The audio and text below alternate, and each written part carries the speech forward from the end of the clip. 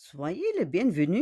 Mabuhay po tayo dyan. Welcome back po with Learn French for Filipinos with Lourdes. Learn personal pronouns in French. Master du, tu, il, elle. We have on, nous, vous, il avec un S, elle avec un S in French. Simple A1 lesson to help you replace nouns and speak naturally. Are you ready? Let's go. This is called the pronoun personnel. Ito po yung pampalit natin sa mga nouns natin. Imbes na always saying my name, Lourdes, then you say you, I. Okay, so let's learn les pronoms personnels. À tout de suite. First, we have the definition. Qu'est-ce qu'un pronom personnel? What is a pronoun personnel? Okay? Personal pronouns po yan. O ang sa Tagalog ay mga panghalip na panao. Okay? Pampalit. So, les pronoms personnels remplacent le nom d'une personne ou d'un groupe. Je répète, le pronom personnel remplace le nom d'une personne ou d'un groupe. Okay, personal pronouns replace the name of a person or a group. Yan ang pampalit natin sa pangalan ng tao, bagay o pangyayari. Okay?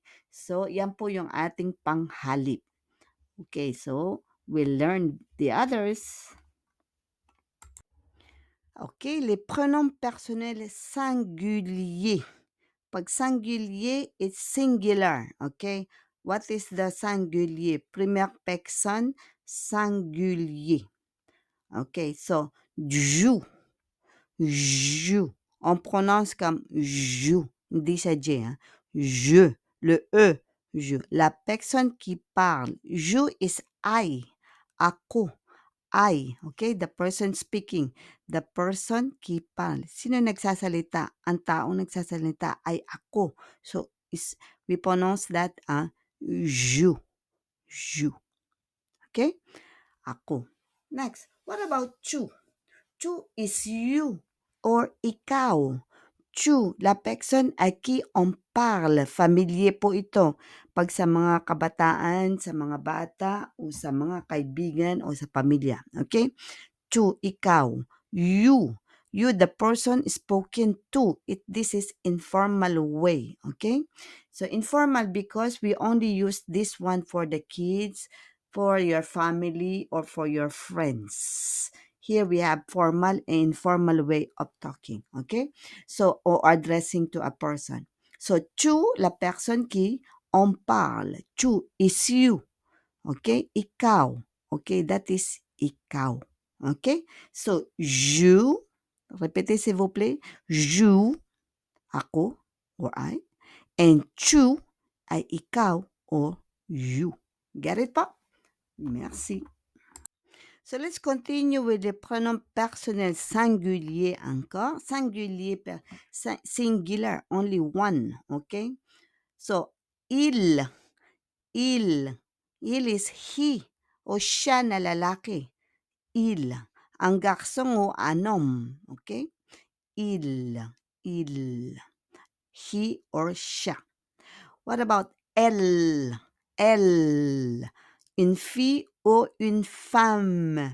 Une fille o une femme. Isa lang yan, kaya singular.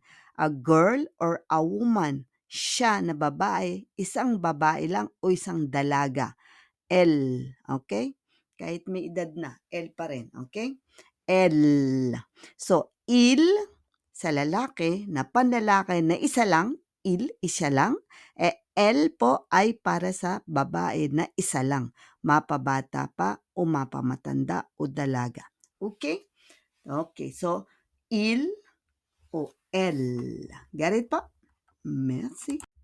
Donc, les prénoms personnels remplacent les noms selon la personne, le nombre et le gendre. Ito po yung mga panghalip na panao na pumapalit sa pangalan ng ayon sa tao, sa bilang o sa kasarian at kasarian. Okay? It replaces the according to person, number, or gender. So here we have the singulier. We use first the singulier singular because je, I, ako, ay mag-isa. Tu, you, or ikaw na mag-isa. You're only one. Il, na siya, na lalaki, na mag-isa. May elle aussi na babae na mag-isa lang siya at isa lang siya na babae. Mapabata, mapatanda, o dalaga man. Okay? Elle, isa lang. Singulier or singular in English. Okay? Isa lang. Singulier. On prononce ça comme singulier. And after we're going to do the pluriel, pluriel is plural form. We use nous, vous, il, and elle. But we don't pronounce the S. May S na po yun later. Okay? Get it po? Merci. Ok, this is la fin de la présentation éducative sur le prénom personnel pour le singulier. This is only for the singular form of the pronoun personnel. Mga pronoun po natin yan, no? Mga panghalip na panao. Okay, personal pronouns. So, let's repeat them po. Je is I or ako. Isa lang, singulier. Première personne, singulier. Tu, ikaw, you. How many are you? Only one. So, personnel. Deuxième personne, singulier. Pangalawa yan na isa lang din. And troisième personne, singulier is il or he or siya na lalaki. And elle, she or siya na babae. Na singulier pa rin, na nag-iisa lang siya.